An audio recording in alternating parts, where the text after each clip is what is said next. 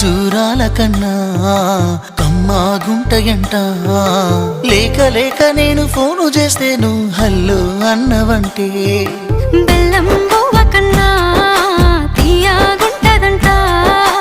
ఎన్నడూ నాడు ఫోను చేసే బాగున్నావన్నవంటే ఏడాది ఎండల్లో ఉంటేనై మోస్తున్న నా బతుకు కష్టాలని పిల్లని చెయ్యి పట్టాలని.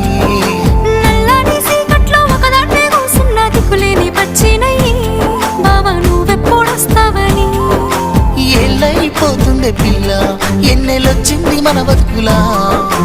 ఏలైపోతుండే పిల్ల ఏలు వట్టంగా వస్తున్నాయా.